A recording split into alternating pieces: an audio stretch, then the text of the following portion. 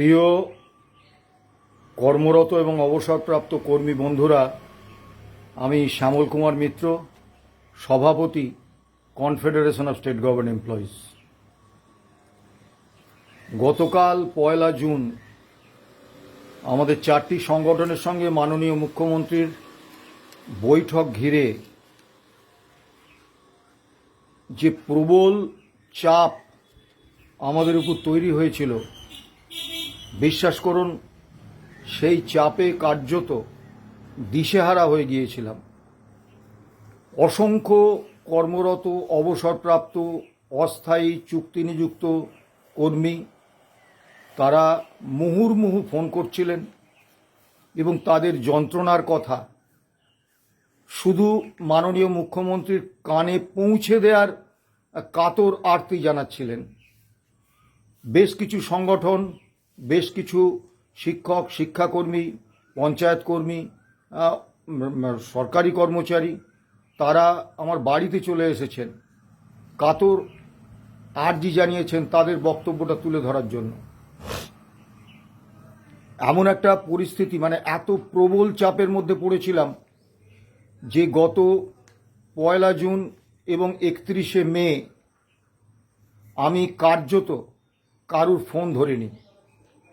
এই চাপ আরও বাড়ল যখন আমাদের সংগঠন কনফেডারেশন অফ স্টেট গভর্নমেন্ট এমপ্লয়িজের কেন্দ্রীয় কমিটির বৈঠকে, এই মাননীয় মুখ্যমন্ত্রীর সঙ্গে বৈঠকে আমাদের ভূমিকা কি হবে, আমরা কি বলবো, এই নিয়ে যখন আলোচনা হলো, তখন কেন্দ্রীয় কমিটির অধিকাংশ সদস্য, বিশেষত উত্তর দিনাজপুরের জেলা সম্পাদক সুজস মুখার্জি এবং আমাদের সংগঠনের সাধারণ সম্পাদক মলয় মুখোপাধ্যায় আমাকে বললেন, আমরা যারা স্থায়ী কর্মচারী আমরা তো একটা বেতন পাই, পেনশন পাই, কিন্তু যারা আক্ষরিক অর্থে হ্যাভ নটস, যাদের জীবন জীবিকা একেবারে চূড়ান্ত অনিশ্চয়তার পথে, এবং যে অসংখ্য কর্মপ্রার্থী যুবক যুবতী তারা যে সরকারি চাকরির পরীক্ষায় বসার সুযোগটুকুও পাচ্ছে না, এদের কথাটা আমাদের যে কোনোভাবে হোক মাননীয় মুখ্যমন্ত্রীর কাছে তুলে ধরতে হবে। আমি ব্যক্তিগতভাবে আশঙ্কায় ছিলাম একটা নির্দিষ্ট এজেন্ডা ভিত্তিক বৈঠকে অন্য এজেন্ডার বাইরের বিষয় তোলা যাবে কিনা। আজকে বলতে দ্বিধা নেই, আমি চাপমুক্ত, কারণ প্রত্যেকটি বক্তব্য আমরা মাননীয় মুখ্যমন্ত্রীর গোচরে আনতে পেরেছি, বলতে পেরেছি। বৈঠকে প্রথমেই মাননীয় মুখ্যমন্ত্রী তার বক্তব্য বলেন, তারপরই প্রথম আমাকে বলতে বলেন, এবং আমি সেই সুযোগের সম্পূর্ণ সদ্ব্যবহার করেছি। দীর্ঘ সময় আমার বক্তব্য রেখেছি এবং আমার অন্য যে সহযোগী 3 সংগঠন ছিলেন তারা আমার এই দীর্ঘ বক্তব্যে কিন্তু কোনো রকম বাধা সৃষ্টি করেননি বা আপত্তি জানাননি। আর একটা বিষয় অত্যন্ত আনন্দের সঙ্গে বলবো যে 4টি সংগঠনই কিন্তু আমরা এক সুরে গতকাল কথা বলেছি। প্রথমেই বেকার কর্মপ্রার্থী যুবক যুবতী তাদের বিষয়ে আমরা আসি। এরা তো চাকরির পরীক্ষায় বসারই সুযোগ পাচ্ছেন না। আমরা মাননীয় মুখ্যমন্ত্রীকে আমি অত্যন্ত সুনির্দিষ্টভাবে বলি যে নিয়োগ করতে হবে, এবং নিয়োগ করতে হবে। সরকারের নিয়ন্ত্রণে যে কোনো রিক্রুটমেন্ট এজেন্সি থাকলে গত 15 বছরের অভিজ্ঞতায় আমরা দেখেছি সেই রিক্রুটমেন্ট এজেন্সিতে শাসক দলের নিয়ন্ত্রণ থাকে এবং তাতে দুর্নীতিমূলক নিয়োগ, রাজনৈতিক নিয়োগ এবং স্বজনপোষণ অনিয়ম অবশ্যম্ভাবী, তাকে আটকানো যায় না। আবার সাংবিধানিক নিরপেক্ষ সরকারের নিয়ন্ত্রণমুক্ত সংস্থা পিএসসি, তাকে পূর্বতন সরকার অর্থ দপ্তরের একটি শাখা অফিসে পরিণত করে একেবারে তৎকালীন শাসক দলের পার্টি অফিসে পরিণত করেছেন। আমরা দাবি করি যে নতুন নিয়োগ করতে হবে এবং সেই নিয়োগে পাবলিক সার্ভিস কমিশনকে তার পরিকাঠামো বাড়িয়ে, তার কর্মী সংখ্যা বাড়িয়ে এবং তাকে অর্থ দপ্তরের আওতা থেকে বার করে এনে বাম সরকারের আমলে যেভাবে সাংবিধানিক নিরপেক্ষ, স্বচ্ছ, পেশাদারী সরকারের নিয়ন্ত্রণমুক্ত সংস্থা হিসেবে পিএসসি কাজ করত, সেই রকম পরিস্থিতি ফিরিয়ে দিতে হবে। তো মাননীয় মুখ্যমন্ত্রী অত্যন্ত সুনির্দিষ্টভাবে বলেছেন ডিসেম্বরের মধ্যে 2026-এর ডিসেম্বরের মধ্যে 50,000 রাজ্য কর্মী নিয়োগ করবেন তিনি। এবং আমার কথার উত্তরে উনি স্পষ্টভাবে জানিয়েছেন পিএসসির যে ব্যাপক দুর্নীতি এবং ডাব্লিউবিসিএস এক্সিকিউটিভ নিয়োগে 2017 এবং ওই সময়ে যে ব্যাপক দুর্নীতি হয়েছে, আমরা অত্যন্ত সুনির্দিষ্টভাবে আমি প্রশান্ত বর্মন, শানু বক্সির মতো ডাব্লিউবিসিএস এক্সিকিউটিভ অফিসারদের কথা তুলে ধরি। তিনি বলেছেন আদালতে মামলা আছে, সমস্ত বিষয়টি খতিয়ে দেখে এই দুর্নীতির তদন্ত হবে এবং আগামী 5ই জুন রাজ্য সরকার এই যে 50,000 কর্মী নিয়োগ করবেন ডিসেম্বরের মধ্যে, তাতে নিয়োগ পলিসি কী হবে সেটা তারা প্রকাশ করবেন এবং আশ্বাস দিয়েছেন আপনারা নিশ্চিত থাকতে পারেন যে স্বচ্ছভাবে নিরপেক্ষভাবে রাজনীতির নিয়ন্ত্রণ মুক্ত নিয়োগ হবে। আমরা অত্যন্ত আশ্বস্ত হয়েছি। এরপরে আসুন, কর্মচারীদের ক্ষেত্রে আমাদের সংগঠন মনে করে অর্থনৈতিক দাবি দেওয়ার থেকেও অধিকারগত এবং আত্মমর্যাদার বিষয়টা অনেক বেশি গুরুত্বপূর্ণ। আমি অত্যন্ত সুনির্দিষ্টভাবে বলেছি যে পূর্বতন সরকার পুলিশ কর্মী সহ অন্তত 6টি দপ্তরে ইউনিয়ন অ্যাসোসিয়েশন করার অধিকার কেড়ে নিয়েছেন। আমাদের দীর্ঘদিন লড়াই সংগ্রামের মাধ্যমে অর্জিত ট্রেড ইউনিয়ন এবং গণতান্ত্রিক অধিকারগুলি হরণ করেছেন। এগুলি সমস্ত আমাদের ফিরিয়ে দিন। সম্প্রতি আপনার সরকার যে মুখ্য সচিবের অফিস থেকে যে 139 নম্বর সিএস আদেশনামা বেরিয়েছে 19/5/2026, এটি একটি কালা কানুন এবং এতে কর্মচারীদের বাক স্বাধীনতা হরণের প্রয়াস রয়েছে। এই কালা সার্কুলার প্রত্যাহার করুন। সেই বিষয়ে মাননীয় মুখ্যমন্ত্রী বলেছেন এই আইন আপনাদের বিরুদ্ধে প্রয়োগ হবে না, এই আদেশনামা। আমি তাকে সুনির্দিষ্টভাবে বলি আদেশনামা থাকলে প্রয়োগের আশঙ্কা থেকেই যায়। কাজেই ডিটেলমেন্ট, প্রতিহিংসামূলক বদলির বিভিন্ন নির্দেশ বাতিল সহ সমস্ত এই ধরনের আইন প্রত্যাহার করতে হবে এবং যে চাকুরি বিধি আছে কর্মচারীদের পক্ষে অত্যন্ত প্রতিকূল, সেই চাকুরি বিধি সংশোধন করে সময় উপযোগী কর্মী অনুকূল চাকুরি বিধি তৈরি করতে হবে। সবথেকে বড় কথা, এই 139 নম্বর অর্ডারে বলা হয়েছে যে সরকারের আগাম অনুমতি নিয়ে এই কর্মচারীরা মুখ খুলতে পারবেন, সরকারের সমালোচনা করতে পারবেন। কিন্তু ডিআরও রুলসে বলা আছে সরকারের প্রায়র ইন্টিমেশন দিতে হবে। ইন্টিমেশন আর পারমিশন এক জিনিস নয়। এই বিষয়টি আমরা তুলে ধরেছি। মুখ্য সচিবকে মাননীয় মুখ্যমন্ত্রী বিষয়টি দেখার জন্য বলেছেন। এরপরে আমি আসব যারা আক্ষরিক অর্থে হ্যাভ নটস, অস্থায়ী চুক্তিভিত্তিক কর্মচারী, যাদের কথা আমরা কেউ বলি না, তাদের সম্পর্কে আমি সুনির্দিষ্টভাবে যা যা বলেছি সেটা বলছি। পঞ্চায়েতে ভিএলই বলে এক ধরনের কর্মচারী আছেন যারা ডেটা এন্ট্রির কাজটা করেন এবং অত্যন্ত সিনসিয়ারিটির সঙ্গে, এবং তাদের কাজের চাপও প্রচুর। তাদের বেতন 9,500 টাকা ভাতা। খুব দুর্ভাগ্যের বিষয় যে এই পঞ্চায়েতের ভিএলিরা তাদের সম্পর্কে কোনো ইতিবাচক সিদ্ধান্ত সরকার নেননি। এই 9,500 টাকা বেতনেই তাদের চাকরি করে যেতে হয়েছে। আবার পঞ্চায়েতের ট্যাক্স কালেক্টর, ব্রিটিশ আমল থেকে এই ট্যাক্স কালেক্টররা ট্যাক্স কালেকশন করেন। তাদের ক্ষেত্রে বেতন মাত্র 600 টাকা, মাসে 600 টাকা, এবং গ্রাম পঞ্চায়েতগুলো 150 টাকা তাদের ফান্ড থেকে দেয়, সেটাও অনিয়মিত। এই 600 টাকা ভাতারও বন্ধ হয়ে আছে এপ্রিল 2023 থেকে। আবার অনেক পঞ্চায়েতের ক্ষেত্রে 2022 সাল থেকে। United West Bengal NSQF teachers association, তাদের সভাপতি, সাধারণ সম্পাদক এবং বেশ কিছু সদস্য আমার বাড়িতে এসেছিলেন। তারা একটা স্মারকলিপি তাদের দাবি সম্বলিত মাননীয় মুখ্যমন্ত্রীর হাতে তুলে দিতে বলেছিলেন।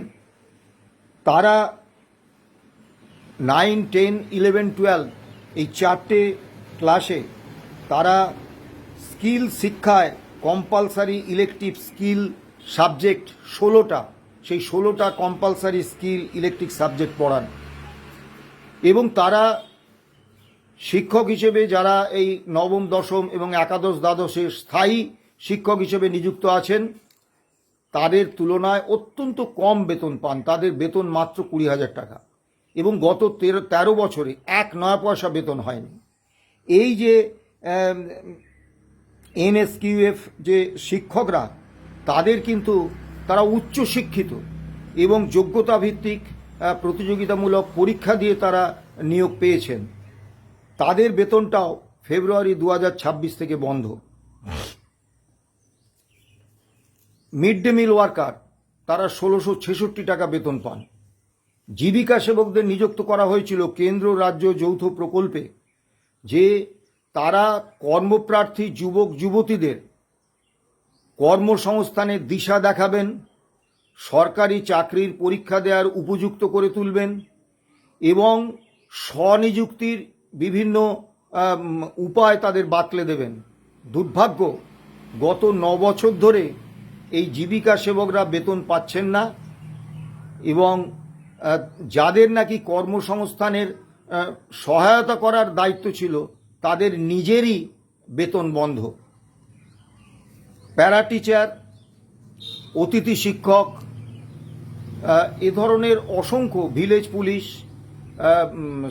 সিভিক ভলেন্টিয়ার ইত্যাদি অসংখ্য কর্মবন্ধু, এরকম অসংখ্য প্রায় 5.5 লক্ষাধিক চুক্তি নিযুক্ত কর্মী রয়েছে, যাদেরকে পূর্বতন সরকার অত্যন্ত একেবারে কৃতদাস মালিকের ঢঙে নামমাত্র বেতন বা মজুরিতে সরকারি কাজ করিয়ে নিতেন, কোনো রকম সামাজিক সুরক্ষা ছাড়া। আমি আজকে অত্যন্ত চাপমুক্ত হয়ে আনন্দের সঙ্গে আপনাদের বলছি, আপনাদের প্রত্যেকের কথা আমি মাননীয় মুখ্যমন্ত্রীর কানে তুলে দিতে পেরেছি। তিনি অত্যন্ত গুরুত্ব দিয়ে কথাগুলো শুনেছেন। পঞ্চায়েত ট্যাক্স কালেক্টরদের ব্যাপারে সুনির্দিষ্টভাবে বলেছেন 600 টাকা মাসে বেতন পাবেন। এটা তো চলতে পারে না। আমি খোঁজ নিয়ে দেখব তারা কি কাজ করেন, কত ঘন্টা কাজ করেন। আমি দাবি তুলেছিলাম সমস্ত 5.5 লক্ষাধিক চুক্তি নিযুক্ত কর্মীদের সম কাজে সম বেতনের ভিত্তিতে তাদেরকে অন্তত বেতন, একটা সম্মানজনক বেতন দেওয়া হোক এবং অন্তত কিছু সামাজিক সুরক্ষা, অবসরের পরে অন্তত একটা পেনশন, তার ব্যবস্থা করা হোক। সেক্ষেত্রে উনি সুনির্দিষ্টভাবেই বলেছেন 5.5 লক্ষাধিক চুক্তিভিত্তিক কর্মীকে স্থায়ী করতে গেলে আমি নতুন নিয়োগ করতে পারবো না, কিন্তু তাদের বিষয়টি আমি কেস টু কেস বিষয়গুলি জানব এবং তাদের সম্পর্কে মানবিক সিদ্ধান্ত নেব। অনুপ সাউ বলে একজন প্রাথমিক শিক্ষক এবং তার সহযোগী কয়েকজন মাননীয় প্রাথমিক শিক্ষক, তারা কার্যত আমাকে পাগল করে তুলেছিলেন যে ওয়েস্ট বেঙ্গল হেলথ স্কিমে শিক্ষক, শিক্ষাকর্মী সহ অন্যান্য রাজ্য কর্মীদের যাতে অন্তর্ভুক্ত করা হয়, সেই বিষয়টি মাননীয় মুখ্যমন্ত্রীর কানে তোলার জন্য। এবং এই অনুপ সায়ের নেতৃত্বে কুচবিহার থেকে নবান্ন পর্যন্ত 800 কিলোমিটার দীর্ঘ পদযাত্রা করেছিলেন এই একটা দাবিতে, যেটা কার্যত কর্মচারী আন্দোলনের ইতিহাসে নজিরবিহীন। আমরা যারা সংবাদ মাধ্যমের সৌজন্যে কর্মচারী আন্দোলনের মুখ হিসেবে পরিগণিত হই, তথাকথিত বড় বড় সংগঠন, আমরাও কিন্তু আজ পর্যন্ত মূলগত কোনো দাবির প্রেক্ষিতে আমরা কিন্তু এই পদযাত্রা করতে পারিনি। তারা পেরেছেন, তাদেরকে আমি খুব আনন্দের সঙ্গে জানাই যে আপনাদের এই দাবিটি আমি মাননীয় মুখ্যমন্ত্রীর কানে তুলে দিতে পেরেছি। ওয়েস্ট বেঙ্গল হেলথ স্কিমে সমস্ত রাজ্য কর্মীদের অন্তর্ভুক্ত করার বিষয়টি, এবং তাতে যে সরকারের কোনো আর্থিক চাপ বাড়বে না সেটাও তথ্য দিয়ে বলেছি। ওয়ার্ক চার্জ কর্মচারীরা তারা এসেছিলেন, তারা আমাকে বারবার তারা দাবি জানাচ্ছিলেন, অনুরোধ জানাচ্ছিলেন।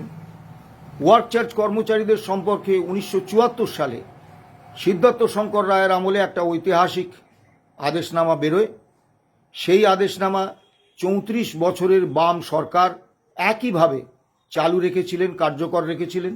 সেই আদেশনামায় বলা হয়েছিল ওয়ার্ক চার্জ কর্মচারীরা 3 বছর কাজ করলেই তাদের কোয়াজি পার্মানেন্ট স্টাফ হিসেবে গণ্য করতে হবে, তার সমস্ত সুযোগ সুবিধা দিতে হবে এবং তাদেরকে ছাঁটাই করা যাবে না।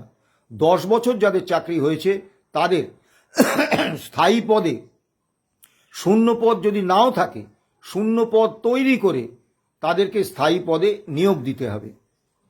এই ওয়ার্ক চার্জ কর্মচারীদের কোনো পদোন্নতি নেই।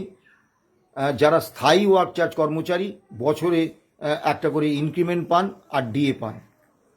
তা এই যে নিয়মিতকরণের কাজটা, অর্থাৎ তাদের স্থায়ী কর্মচারী হিসেবে 10 বছর চাকরি হওয়ার পরে নিয়মিত করার যে কাজটা, সেইটা 2011 সালে এসে তৎকালীন মুখ্যমন্ত্রী মমতা বন্দ্যোপাধ্যায়ের সরকার খারিজ করে দেন। কর্ণাটক রাজ্য ভার্সেস উমাদেবী অ্যান্ড আদার্স এই মামলার একটি রায় দেখিয়ে, এই মামলার রায়টি ভুলভাবে প্রয়োগ করে এই ওয়ার্ক চার্জ কর্মচারীদের রেগুলারাইজেশনের কাজটা, নির্দেশটা বাতিল করে দেওয়া হয়। Umadevi and others versus state of Karnataka এই মামলায় কোথাও বলা নেই যে রাজ্য যে সমস্ত নিয়োগ করেছে রাজ্যের নিয়োগ আইন মেনে সেগুলোকে বাতিল করতে হবে, বা সেগুলোতে যে রেগুলারাইজেশনের কথা বলা আছে সেগুলোকে বাতিল করতে হবে। ওই মামলার রায়ে সুপ্রিম কোর্ট অত্যন্ত সুনির্দিষ্টভাবে বলেছেন সিভিল পোস্ট এবং সিভিল সার্ভিসে নিয়োগটাকে ফেয়ার করতে হলে পাবলিক সার্ভিস কমিশন এবং ইউনিয়ন পাবলিক সার্ভিস কমিশনের মধ্যে নিয়োগ করতে হবে। কিন্তু কোথাও বলেননি পাবলিক সার্ভিস কমিশন বা ইউনিয়ন পাবলিক সার্ভিস কমিশনের বাইরে কোনো নিয়োগ কেন্দ্র সরকার বা রাজ্য সরকার করতে পারবেন না। তা আমরা তাদের বিষয়টা তুলে ধরেছি এবং তাদের এই বকেয়া ডিএর আওতাতেও আনা হয়নি, সে বিষয়টা আমরা তুলে ধরেছি। সার্বিকভাবে 5.5 লক্ষাধিক সমস্ত চুক্তিভিত্তিক কর্মীর যন্ত্রণার কথা বিস্তারিতভাবে বলার সুযোগ আমাকে মাননীয় মুখ্যমন্ত্রী দিয়েছেন, অনেক সময় দিয়েছেন। আমি কৃতজ্ঞ এবং তাদের প্রত্যেকের কথাটা আমি তুলে ধরতে পেরেছি। এই জন্য আমি নিঃসন্দেহে আজকে চাপ মুক্ত। তাদের সম্পর্কে কতটা কি করবেন রাজ্য সরকার সেটা ভবিষ্যতই বলে দেবে, কিন্তু তাদের যন্ত্রণার কথাটা সরকারের সর্বোচ্চ নেতৃত্বের কাছে যে আমি পৌঁছে দিতে পেরেছি আপনাদের আশীর্বাদে, এই জন্য আমি খুবই চাপমুক্ত এবং খুব আনন্দিত। এবারে আসুন যে বিষয়টার জন্য গতকালকের মিটিং ডাকা হয়েছিল। কালকের মিটিংয়ের এজেন্ডা ছিল confederation of state government employees and others versus state of West Bengal and others এই মামলার রায় এবং 3টি কন্টেম্পট পিটিশন, এই বিষয়ে আলোচনা। আমি আবারও বলছি, মাননীয় মুখ্যমন্ত্রীর কাছে আমি কৃতজ্ঞ। সাধারণত এই ধরনের বৈঠকে এজেন্ডার বাইরে কোনো আলোচনা করার সুযোগ থাকে না, কিন্তু তিনি আমাকে দীর্ঘ সময় দিয়েছেন এজেন্ডার বাইরে অন্যান্য বিষয়গুলো নিয়ে আলোচনা করার জন্য। আমি তার কাছে কৃতজ্ঞ। এবং তাকে আমি যখন তিনি বলেন যে কর্মচারীদের সঙ্গে এই রকমই আলাপ আলোচনা চলবে, আমি তাকে সুনির্দিষ্টভাবে বলি কেন্দ্র এবং অন্যান্য একাধিক রাজ্যে যে জয়েন্ট কনসালটেটিভ কমিটির মেশিনারি আছে, যেখানে কর্মচারী, তাদের প্রতিনিধি এবং সরকার পক্ষের প্রতিনিধিরা নিয়মিত বৈঠক করে আলাপ আলোচনা করেন, পারস্পরিক মত বিনিময় করেন, সেই মেশিনারিটা কার্যকর করার জন্য উনি এখনই আলাপ আলোচনার একটা প্রক্রিয়ার কথা বলেছেন এবং এই বিষয়টা মাথায় রেখেছেন। এই জয়েন্ট কনসালটেটিভ কমিটি হলে ধারাবাহিক আলোচনার একটা সুযোগ কর্মী পক্ষের সঙ্গে সরকার পক্ষের থাকবে এবং পারস্পরিক মত বিনিময় করা যাবে। এবারে যে মূল বিষয়টা, আপনারা সকলেই জানেন মহামান্য সুপ্রিম কোর্ট এপ্রিল 2008 থেকে ডিসেম্বর 2019 পর্যন্ত all India consumer price index মেনে বকেয়া ডিএ বা ডিয়ারনেস রিলিফ সমস্ত রাজ্য কর্মীদের দেওয়ার নির্দেশ দিয়েছিলেন। আজ পর্যন্ত সরকার এই নির্দেশ কার্যকর করেননি। রোপা 2009-এর রোপা 2009-এর উপরে আমরা মামলা করেছি, সেই 9-এর 25 নম্বর পাতায় অত্যন্ত সুনির্দিষ্টভাবে পূর্বতন অর্থমন্ত্রী ডক্টর অসীম দাশগুপ্ত বলে গেছেন, লিপিবদ্ধ করে গেছেন এবং সংবিধানের 311 নম্বর ধারা অনুসারে সেটা সরকারের একটা সাংবিধানিক প্রতিশ্রুতি। সেখানে স্পষ্ট বলা হয়েছে রাজ্য সরকারি কর্মচারীরা যেমন all India consumer price index মেনে ডিএ বা ডিয়ারনেস রিলিফ পাবেন, একই রকমভাবে শিক্ষক, শিক্ষাকর্মী, বোর্ড, কর্পোরেশন, পঞ্চায়েত, পুরসভা, আন্ডারটেকিংস এই সমস্ত কর্মচারীরা যারা গ্র্যান্ট ইন এডে বেতন পান তারাও একই হারে একই সময় থেকে ডিএ বা ডিয়ারনেস রিলিফ পাবেন। কিন্তু আজ পর্যন্ত 3টি অর্ডার তাদের জন্য বেরিয়েছে, কিন্তু আজ পর্যন্ত একজনও গ্র্যান্ট ইন এডের কর্মরত বা অবসরপ্রাপ্ত কর্মচারীর অ্যাকাউন্টে এই বকেয়া ডিএর কোনো টাকা এখনো ঢোকেনি।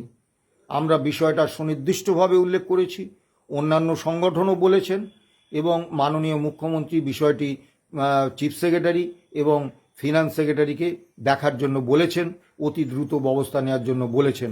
আমরা আশা করছি যে গ্র্যান্ট ইন এডে কর্মরত, আন্ডারে কর্মরত এবং অবসরপ্রাপ্ত কর্মীরা তারা খুব শীঘ্রই এই বকেয়া ডিএর টাকা পেতে চলেছেন।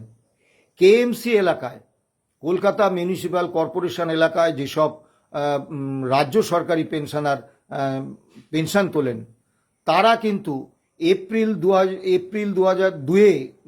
এপ্রিল মাসের 2 তারিখে যারা যেসব রাজ্য সরকারি পেনশনার জেলার ট্রেজারিগুলো থেকে পেনশন নেন তাদের অ্যাকাউন্টে টাকা ঢুকেছে, ভুল হিসেবে ঢুকেছে কিন্তু টাকা ঢুকেছে।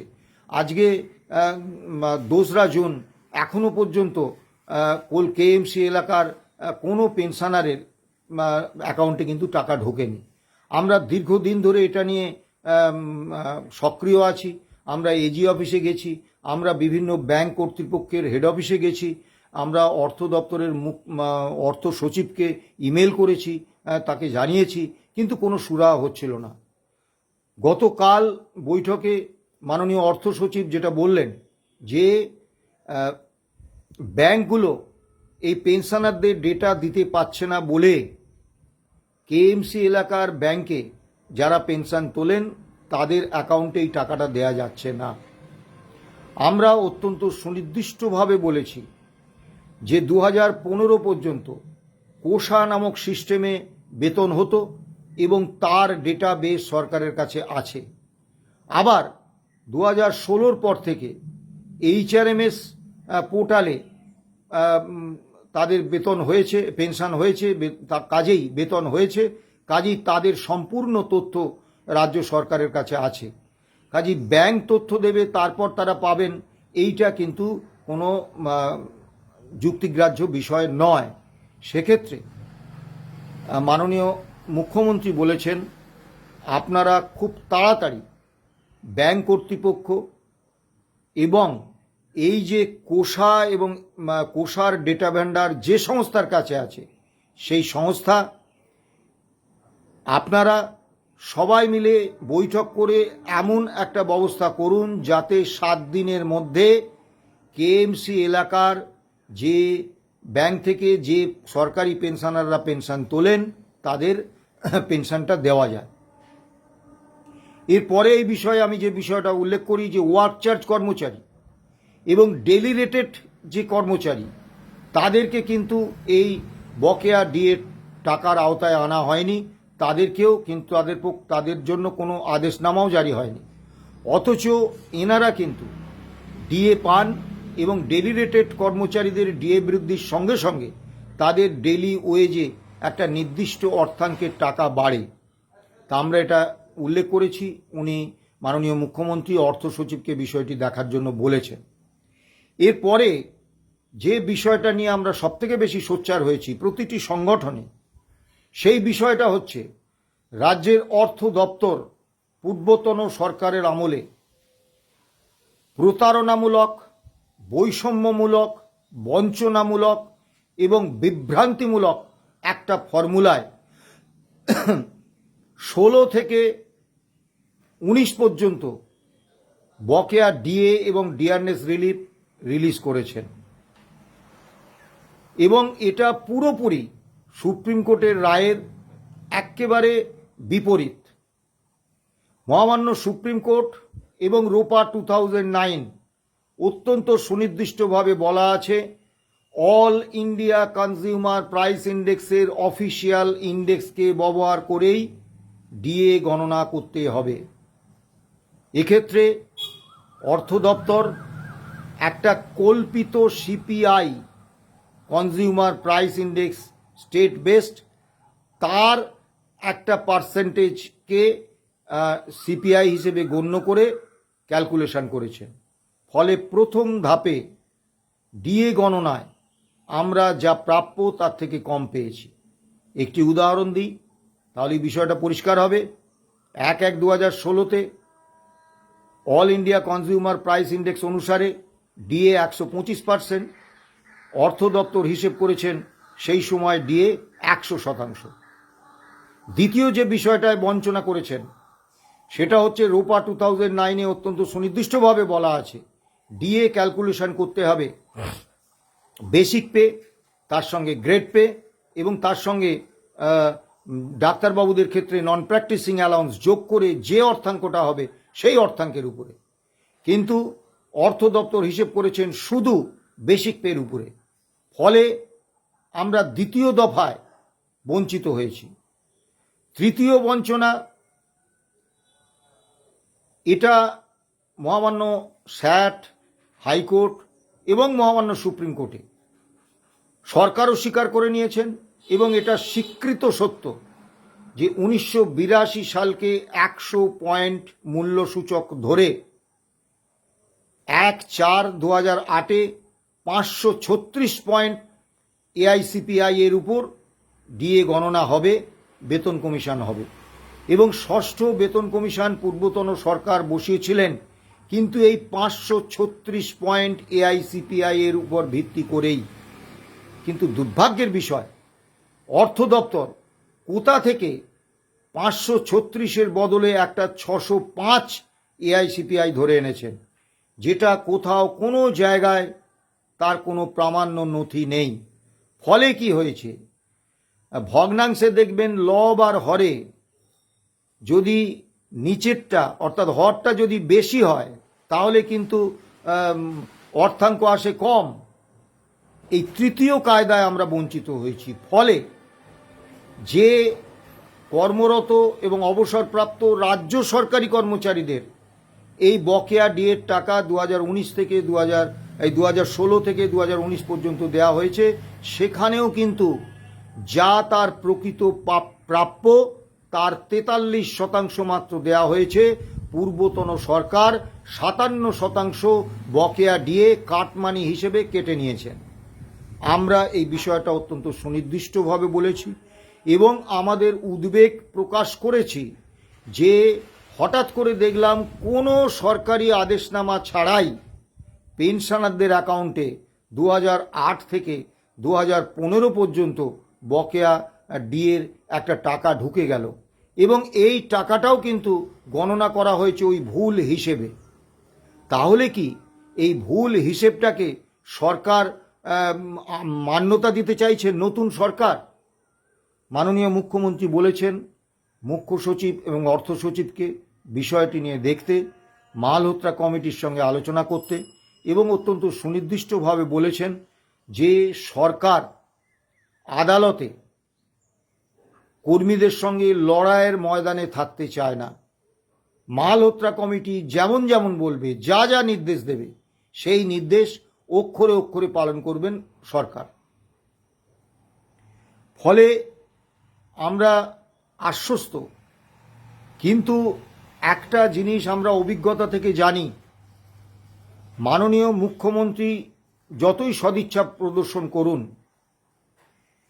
অর্থ দপ্তরে যে আমলারা বসে আছেন, পদস্থ আমলারা, আমরা অভিজ্ঞতা থেকে দেখেছি তাদের একাংশ, উচ্চপদস্থ আমলাদের একাংশ ব্যক্তিগতভাবে মনে করেন সরকারি কোষাগার থেকে কর্মচারীদের কোনো প্রাপ্য দেয়া হলে সেটা তাদের ব্যক্তিগত পকেট থেকে যাচ্ছে। ফলে তারা বিভিন্ন কায়দা কানুন করে কর্মচারীদের বঞ্চিত করার চেষ্টা করেন।